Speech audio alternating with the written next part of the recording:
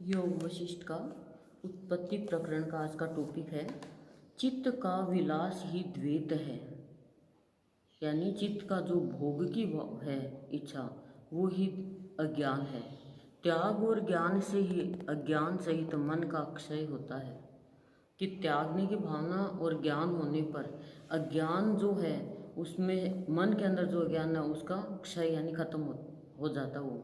इसका प्रतिपादन बताया इस टॉपिक में तथा भोक्ता जीव के स्वरूप का वर्णन बताया है। श्री वशिष्ठ जी कहते हैं, श्री राम जैसे एक दीपक से सैकड़ों दीपक जल जाते हैं, उसी तरह एक ही परम वस्तु चेतन आत्मा अपने संकल्प से मानो नानात्व को प्राप्त हुआ है। क्या कह रहे हैं वशिष्ठ जी श्री राम को कि जैसे एक दीपक है जला हुआ, उससे अपन मतलब सैकड़ों क्या कितने भी संख्या में दीपक जला सकते हैं। कह रहे ऐसे ही एक ही परम वस्तु, एक ही मतलब ईश्वरीय जो है भाव, वो चेतन आत्मा अपने संकल्प से मानो नानात्व को प्राप्त हुआ है, मतलब अनेक रूपों में प्राप्त हुआ है, अनेक तत्वों में। मनुष्य चित्त मात्र ही है कि मनुष्य खाली चित्त मात्र यानी ब्रह्म मात्र ही है। चित्त के हट जाने पर यह जगत शांत हो जाता है। जिस पुरुष के पैर जूते से ढके होते हैं उसके लिए मानो सारी पृथ्वी पर ही चमड़ा बिछा हुआ है। इसी प्रकार जिसका चित्त शांत है उसके लिए सारा जगत ही शांत हो गया। कि जैसे मनुष्य ने जूते पहन लिए तो उसके लिए कितने भी कांटे हो उसको छुएंगे नहीं। ऐसे कह रहे हैं जिसका चित्त शांत है उसका पूरा जगत शांत है। जगत को शांत करने की जरूरत नहीं है, चित्त को शांत करने की जरूरत है। गुरुदेव वशिष्ठ जी ये कह रहे हैं। जैसे उस पर धरती पे चमड़ा बिछाने की जरूरत नहीं है, खुद चमड़े का जूता पहन लो या कोई भी जूते पहन लो तो फिर धरती पे कैसे भी घूमो। जैसे केले के वृक्ष में पत्तों को छोड़कर और कुछ भी सार नहीं रहता। केले के वृक्ष का पता है ना, पत्ते पत्ते होते हैं खाली, उसमें और कुछ नहीं होता है। उसी प्रकार जगत में भ्रम के सिवा और कुछ भी सार तत्व नहीं है। कि प्राणी समझता नहीं है इस जगत में सिर्फ भ्रम ही भ्रम है। कहीं पर भी चले जाओ भ्रम के अलावा कुछ भी नहीं है। जीव जन्म लेता है, फिर क्रम से बाल्यावस्था, युवावस्था, वृद्धावस्था तथा मृत्यु को प्राप्त होता है। ये मनुष्य की अवस्था है। करे इस संसार जगत में ऐसा नहीं है ब्रह्म ही है क्या, ब्रह्म भी है, लेकिन संसार में ब्रह्म उसके लिए है, ये जगत ब्रह्ममय उसके लिए है, ये प्राणी ब्रह्ममय उसके लिए है जिसने सद्गुरु से ज्ञान प्राप्त कर लिया, परम ज्ञान प्राप्त कर लिया। और जीवन की क्या अवस्था है, पहले बचपन होता है, फिर जवान, फिर वृद्धावस्था, फिर मृत्यु को प्राप्त होता है। तत्पश्चात वह शुभ कर्मों के अनुसार स्वर्ग और नरक में जाता है। फिर वो अच्छे बुरे कर्मों के अनुसार उसको स्वर्ग मिलता है, नरक मिलता है। यह सब भ्रमवश चित्त का नृत्य अर्थात संकल्प मात्र है। जैसे मल दोष से मलिन नेत्र चंद्रमा आदि में दो दो आकृतियाँ देखता है, वैसे ही भ्रम से आक्रांत हुआ जीवात्मा परमात्मा में द्वैत रखता है, जीव और ईश्वर में भेद का दर्शन करता है।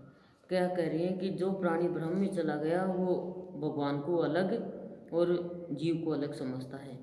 जैसे मदिरा पीकर मतवाला हुआ मनुष्य नशे के कारण वृक्षों को घूमते देखता है, उसी प्रकार जीवात्मा चित्त द्वारा कल्पित संसारों का दर्शन करता है। जैसे बालक खेल कूद में वेग से घूमने के कारण सारे जगत को कुम्हार के चाक की भांति घूमता देखते हैं, उसी प्रकार जीव चित्त के भ्रम से ही इस दृश्य जगत को देखते हैं। यूँ समझो, ये तो समझ आई गई कि शराब पिया हुआ है, अब अपने को इस चीज़ का तो अनुभव नहीं है, लेकिन शराब पिया उसको सारी चीज़ घूमती नजर आती है। और ऐसे ही प्राणी को ये पूरा संसार भ्रमवश,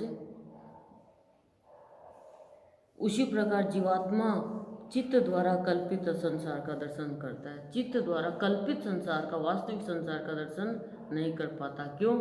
क्योंकि जैसे शराब पिए का उदाहरण दिया कि घूम नहीं रहा कोई भी, लेकिन उसको ऐसे लग रहा सब घूम रहे। क्यों? क्योंकि उसका दिमाग घूम रहा है शराब के नशे से। ऐसे ही कह रहे हैं कि ये कल्पित यानी बनावटी संसार नजर आता है, ब्रह्म नजर नहीं आता इस संसार में।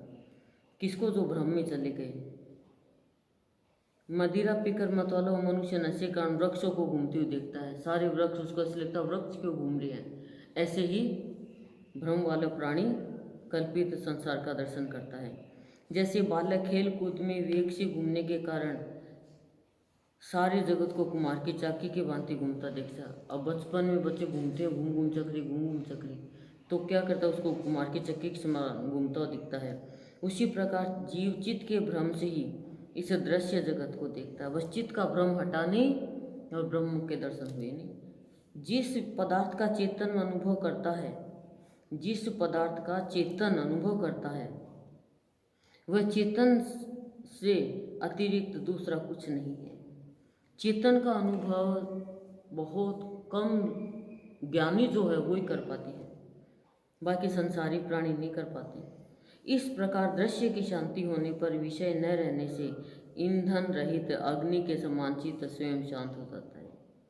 कि ईंधन ही नहीं है तो अग्नि शांत हो जाएगी, ऐसे ही शांत हो जाता है चित्त। कैसे कि दृश्य की शांति होने पर कोई दृश्य नजर ही नहीं आता।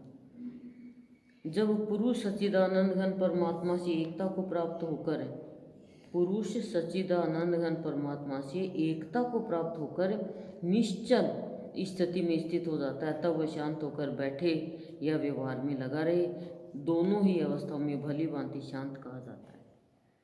कि चाहे कुछ भी करो, काम करो, बैठो, सो, कोई क्रिया करो, लेकिन जब एकता का अनुभव करता है परमात्मा में, खुद में, तो फिर वो शांत और निश्चल रहता है, स्थिर रहता है। मतलब दोनों ही अवस्था में व्यष्टि चेतन अज्ञानी जीव विषय का अनुभव करता है, परंतु सच्चिदानंद घन में एक ही भाव को प्राप्त ज्ञानी महात्मा विषय का आस्वादन नहीं करता।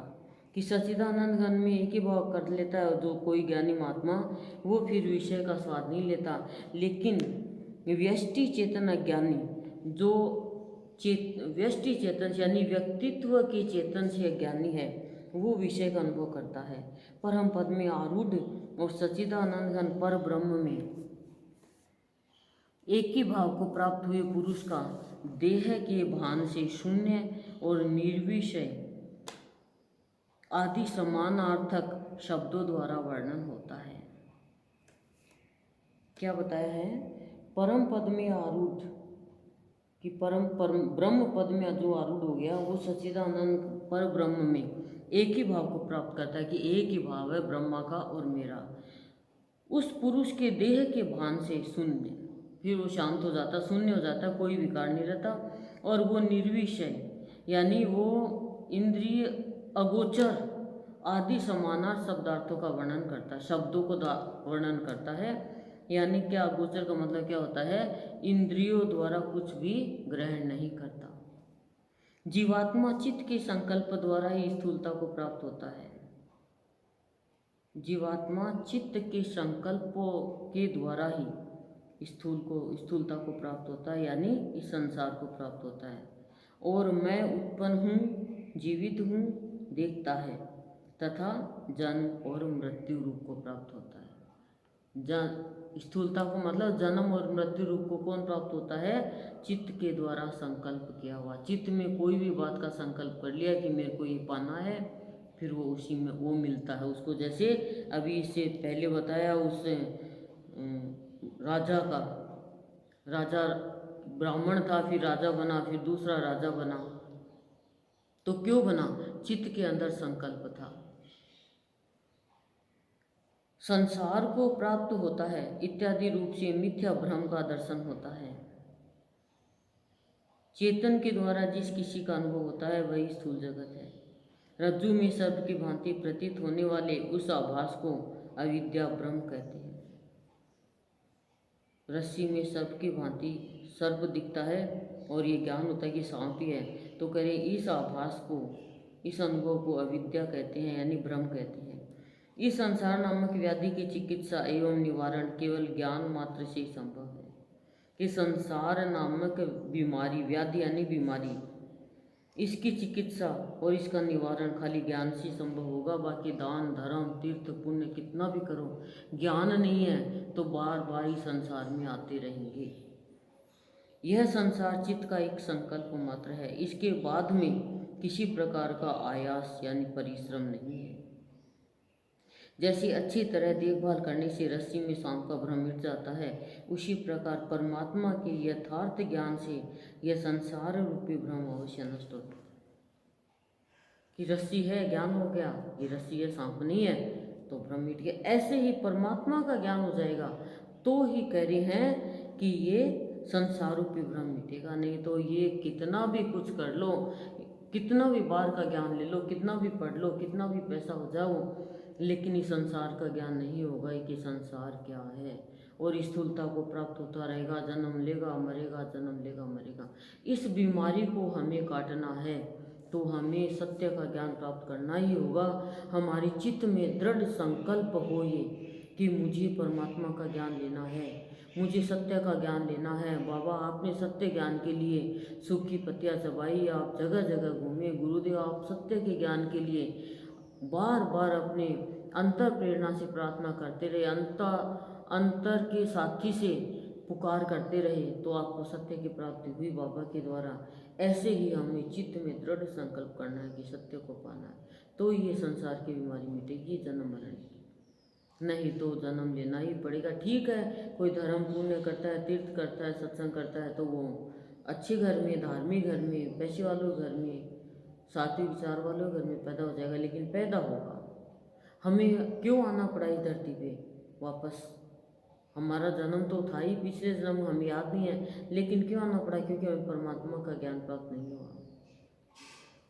और लोग और ज्ञान प्राप्त करने के लिए तो तत्पर रहते हैं।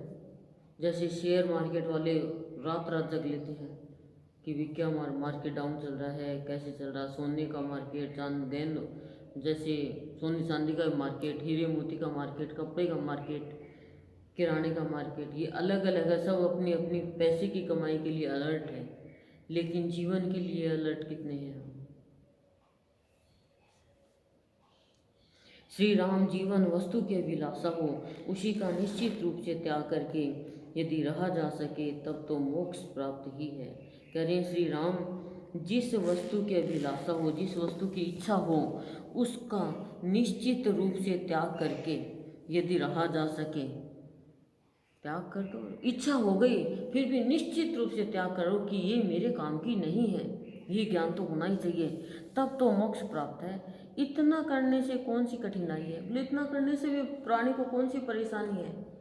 अब कोई संसारिक चीज़ की इच्छा हो गई, अभिलाषा हो गई, इसके ऐसा मकान है, मेरी भी ऐसा होना चाहिए, और ये अभिलाषा है, ये त्याग तो मेरे को रहना है। रहने के लिए क्या, थोड़ी बहुत बस व्यवस्था होनी चाहिए खाने पीने सोने की। बाकी एक बहुत बड़ी रसोई होगी तो भी खाना तो उसी गैस के ऊपर ही बनेगा। उस बड़ी रसोई में तो इन्हें घूम घूम के खाना बना लेंगे क्या? सामान तो वही रहेगा, काम तो वही, नमक मिर्ची मसाला ही आएगा, चाहे मसालदान में रहो चाहे डिब्बे में रहो। लेकिन हमें घर में व्यवस्था चाहिए, पर आगे भगवान के साथ हमारी व्यवस्था हो जाए, इस व्यवस्था की हमें चिंता ही नहीं है। हमें हमारी अवस्था ही नहीं बनी। व्यवस्था के लिए पहले अवस्था बनानी ज़रूरी होती है। जब अवस्था बनेगी तब वो भगवान के चरणों में स्थिर होगा, तब उसकी व्यवस्था होगी, और तब उसे भगवान के वो लायक बनेगा। नहीं तो अब भगवान के लायक ही नहीं बनेंगे, हम ज्ञान नहीं होगा तो हम तो औरों के लायक बनते जा रहे हैं। दुनिया कह देगी ऐसे है तो हम दुखी हो जाएंगे। दुनिया चाहे कुछ भी को, हमारे फर्क ही नहीं पड़ना चाहिए, अंतर ही नहीं पड़ना चाहिए। लेकिन ये व्यवहार जरूरी है, पर गुरुदेव कह रहे हैं व्यवहार भी इतना मत व्यवहार में जाओ कि आप आध्यात्मिकता को ही भूल जाओ,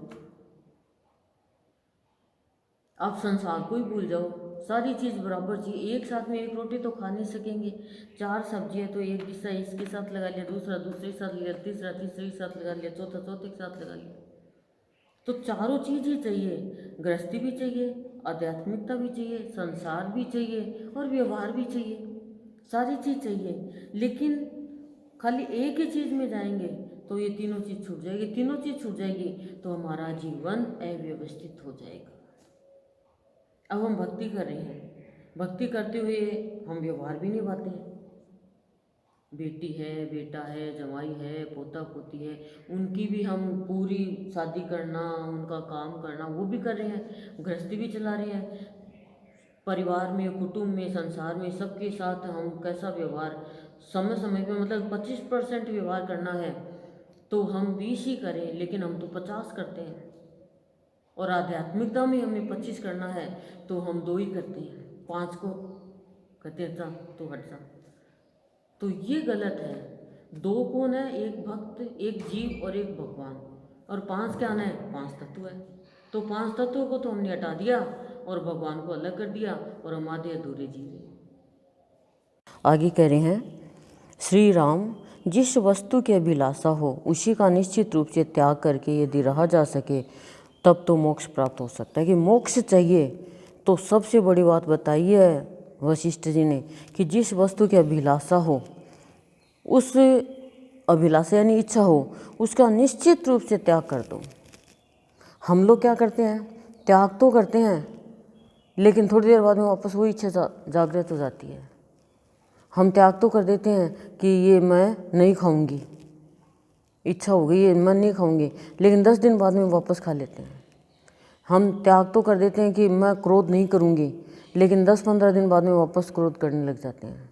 तो अच्छे लोगों के पास बैठते हैं, सत्संग में बैठते हैं तो त्याग कर देते हैं, संसार में जाके वापस वही करने लग जाते हैं। जैसे कई तीर्थों पे जाके चाय छुड़ाते हैं और कॉफ़ी पीने लग जाते हैं। फिर थोड़े दिन में कोई ने कह दिया अरे चाय का क्या छोड़ना, चाय से क्या है और कुछ छोड़ो, तो पीने लग जाते हैं। तो ये कह रहे निश्चित रूप से त्याग करोगे तो मुक्ति मिल जाएगी और इसमें कोई कठिनाई भी नहीं है। छोड़ दिया तो छोड़ दिया, अब लहसुन प्याज छोड़ दिया तो छोड़ दिया।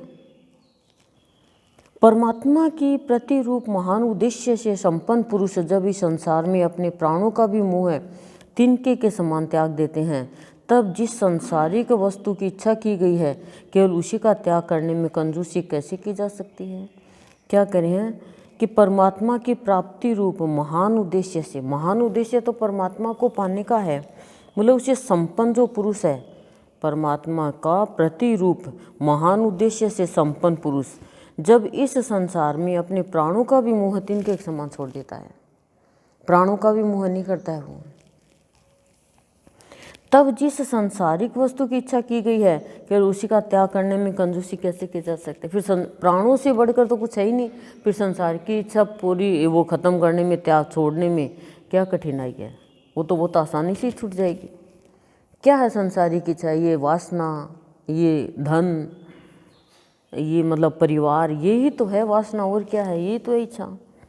अब बाबा ने छोड़ दिया, त्याग दिया तो त्याग दिया, और बाबा तो ज्ञानी थे और गुरुदेव संत बन गए। क्यों? संसारिक इच्छा नहीं थी गुरुदेव में, आध्यात्मिक इच्छा थी, और जो संकल्प कर लिया उसको निभाया।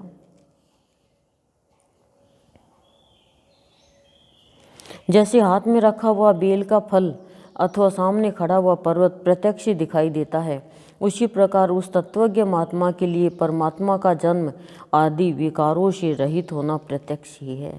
कि जैसे हाथ में रखा हुआ बेल का पत्र, बेल का फल जिसको अपन मारवाड़ी में बील बोलते हैं वो, और सामने खड़ा पर्वत दिखाई दे रहा प्रत्यक्ष रूप से, ऐसे ही कह रहे हैं तत्वज्ञ महात्मा यानी ब्रह्म ज्ञानी महात्मा के लिए परमात्मा का जन्म आदि विकारों से रहित होना प्रत्यक्ष है, एकदम विकार खत्म।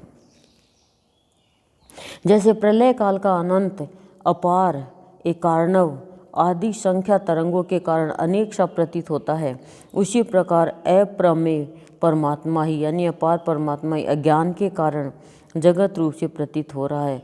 उसके स्वरूप का यथार्थ ज्ञान हो जाए तो वही मोक्ष रूप सिद्धि प्रदान करता है, परंतु जो उसे तत्वतः जान नहीं लेता उसका मन सदा बंधन में ही पड़ा रहता है। कि जो परमात्मा को पूर्ण रूप से नहीं जानता है वो मोक्ष की सिद्धि नहीं ले सकता, वो बंधन में पड़ा रहता है। हे रघुनंदन, ब्रह्मा सदा संपूर्ण शक्तियों से संपन्न तथा सब कुछ करने में समर्थ है। कि ब्रह्मा सारी शक्तियों से संपन्न है और सब कुछ करने में वो समर्थ है। वह जहाँ जिस शक्ति से स्फुरित होता है वहाँ अपने में उसी शक्ति को प्राप्त हुई देखता है। कि वो जहाँ से भी हिलता डुलता है यानी उनकी वो गति होती है, वह अपने उस शक्ति को प्राप्त हुई देखता है। सबका आत्मा ब्रह्मा अनादिकाल से जिस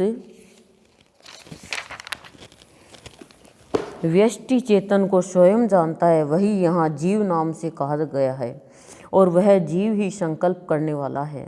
जीव ईश्वर के अनादिकाल से जो स्वाभाविक भेद है वही जीव के जन्म मरण में कारण है। जैसे आकाश में क्रियाशील और अक्रिय वायु ही है, कि क्रियाशील और क्रिया रहित वायु ही है खाली आकाश में, उससे अतिरिक्त कुछ नहीं। उसी तरह यहाँ सर्वत्र क्रियाशील और अक्रिय सच्चिदानंद घन ब्रह्मा ही है, कि संसार में भी सिर्फ ब्रह्मा के अलावा कुछ भी नहीं है। वो क्रियाशील भी है और अक्रिय भी है, उससे अतिरिक्त और कुछ नहीं है। उस ब्रह्मा के क्रियाशील होने पर सृष्टि का प्रादुर्भाव होता है और अक्रिय रहने पर सबका प्रलय हो जाता है। कि जब ब्रह्मा क्रियाशील होता है तो सृष्टि का जन्म होता है, और जब वो अक्रिय हो जाता है यानी क्रिया से रहित हो जाता है तो इस सृष्टि का प्रलय आ जाता है यानी विनाश हो जाता है। उस अवस्था में ब्रह्मा ही शांत स्वभाव से स्थित रहता है।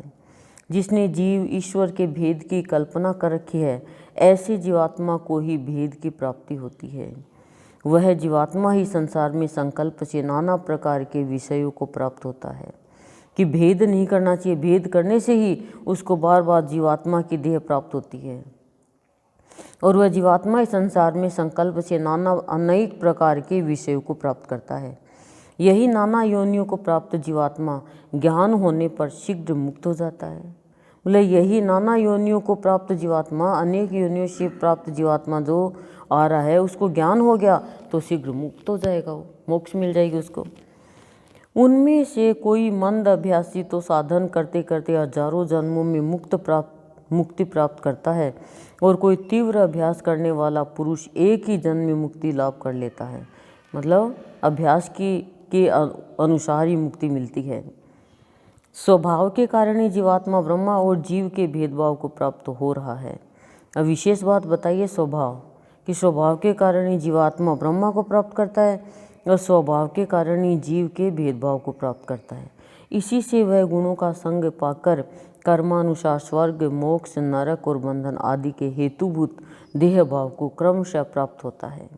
वास्तव में यह संसार न तो उत्पन्न हुआ है और न यह सत्तावान होकर स्थित ही है, तथापि मन का भ्रम इसे देखता है। जैसे गोलाकार घूमने या नृत्य करने से भ्रम पीड़ित पुरुष नगर को ही घूमता हुआ सा देखता है, उसी तरह मन के भ्रम से युक्त जीवात्मा मैं उत्पन्न हुआ, स्थित रहा और मरा इत्यादि भावों का अनुभव करता है। परंतु वस्तु का दर्शन न होने के कारण आशा तृष्णा के वशीभूत हुआ चित्त अहम मम इत्यादि रूप से अनुभव में आने वाले असत संसार को ही देखता और उसे सत्य मानता है। कि जब भ्रम में प्राणी पड़ जाता है तो वो भ्रम के कारण वो देखता है कि मैं उत्पन्न हुआ, मैं यहाँ स्थित रहा, मैं मरा। ये सब भाव इत्यादि भाव है, ये अनुभव में आता है भ्रम के कारण। और परमार्थ वस्तु का दर्शन न होने के कारण ही आशा तृष्णा के वशीभूत होता है। यानी परमार्थ यानी परमात्मा का दर्शन होने के बाद में वो कोई भी आशा तृष्णा में नहीं जाता है, और ये मैं हूँ, ये मेरा है, ये अनुभव में आने वाली जो असत संसार है उसे ही देखता रहता है जब तक वो परमार्थ वस्तु को नहीं पाता है। हे श्री राम, जैसे जल तरंग से स्फुरित होता है, उसी तरह केवल मन की भ्रांति के उल्लास यानी उत्कर्ष से विस्तार को प्राप्त हुआ यह सभी दृश्य प्रपंच जगत रूप से भाषित होता है। व्यष्टि चेतन ही बुद्धि वृत्ति के संयोग से जीव कहलाता है। वह जीव ही संकल्प करने से मन, बुद्धि, चित्त, अहंकार तथा माया के रूप में परिणत हो जाता है। जैसे स्वप्न में जो नगर आदि का भान होता है वह मन का भ्रम ही है, उसी तरह यह संसार भी चित्त का भ्रम ही है। व्यष्टि चेतन को जो संसार का ज्ञान है वही जागरण कहा गया है। सूक्ष्म शरीर में जो उसका अहम भाव है उसी को स्वप्न माना गया है। मन का जो प्रकृति में विलीन हो जाना है वही सुषुप्ति है, तथा केवल सच्चिदानंद घन ब्रह्मा में जो एक ही भाव से तन्मय हो जाता है उसी को तुरीय अवस्था कहते हैं। चारों अवस्था बता दी। अत्यंत शुद्ध सच्चिदानंद घन परमात्मा में जो अविचल स्थिति है वही परिणाम में विकार रहित तुरीयातीत पद है, यानी मुक्त अवस्था है। उस पद में स्थित पुरुष कभी शोक नहीं करता, वह शोक का भी सर्वथा अभाव है। मतलब तुरीय अवस्था वाला कभी शोक नहीं करता। मुक्त अवस्था मतलब वो मुक्त हो गया जीते जी, संतों की तुरीय अवस्था होती है। उस परमात्मा में ही यह सब जगत संपन्न होता है। उसी में स्थित है और उसी में लीन हो जाता है। वास्तव में न तो यह ब्रह्मा जगत रूप है और न उस ब्रह्मा में जगत ही है। जैसे नेत्र दोष के कारण आकाश में भ्रम से मोती के दाने से दिखते हैं, वैसे ही ब्रह्मा में भ्रम से इस जगत का दर्शन होता है। जैसे स्फटिक के भीतर प्रतिबिंबित यानी एक पारदर्शक पत्थर जो कांच होता है, उसके भीतर परिछाई वन के आदि उसके यथार्थ ज्ञान के बिना सत्य से दिखते हैं, उसी तरह यथार्थ ज्ञान न होने के कारण अद्वितीय ब्रह्मा का रूप होता हुआ भी यह जगत शुद्ध ब्रह्मा के भीतर नाना सा प्रतीत होता है। वास्तविक ज्ञान नहीं होने के कारण कह रहे हैं कि ये ऐसा संसार सत्य सा प्रतीत होता है। ब्रह्मा से लेकर कीट पतंग पर्यंत बुद्धिवृत्ति का ब्रह्म रूप जगत असत ही है। कह रहे ब्रह्मा से लेकर कीट पतंग पर्यंत बुद्धिवृत्ति का ब्रह्म रूप जगत असत ही है, क्योंकि बुद्धि भी वृत्ति, मन बुद्धि चित्त अहंकार, ये चारों वृत्ति है। इन वृत्तियों के कारण ब्रह्म रूप जगत ये असत है, क्योंकि परमात्मा का यथार्थ ज्ञान होने पर इसका बाध हो जाता है। यह जगत मिथ्या ही उत्पन्न हुआ है, मिथ्या ही बढ़ता है, मिथ्या ही रुचिकर प्रतीत होता है और मिथ्या ही लय को प्राप्त होता है। शुद्ध सर्वव्यापी ब्रह्मा अनंत और अद्वितीय है। अज्ञान से ही वह शुद्ध सा, असत सा, नाना सा और असर्वव्यापी सा यानी सीमित सा ज्ञात होता है। अज्ञान के कारण ही मनुष्य को ये लगता है कि अशुद्ध है, असत है और ये सीमित है। जैसे जल भिन्न है और तरंग उससे भिन्न है, ऐसे जो बालकों अथवा मूर्खों की कल्पना है, उसी से जल और तरंग में मिथ्या भेद की प्रतीति होती है कि जल और तरंग अलग नहीं है। जल की तरंग है और तरंग जल में मिल जाएगी, लेकिन कोई मूर्ख है वो ये विश्वास करता है। उसी तरह जो यह जगत का भेद प्रतीत होता है वह भी वास्तविक नहीं है, केवल अज्ञानियों ने उसकी कल्पना कर रखी है। जैसे रस्सी में सर्प की स्थिति है, वैसे ब्रह्मा में शत्रु और मित्र के समान विरुद्ध यानी प्रतिकूल और अविरुद्ध यानी अनुकूल भेदाभेद शक्तियों की स्थिति संभव है। कि ब्रह्मा में ही सब कुछ है जो क्या है, विपरीत है, जो विपरीत नहीं है, जो वो सब अच्छी बुरी सब भेद ब्रह्मा में ही स्थित है।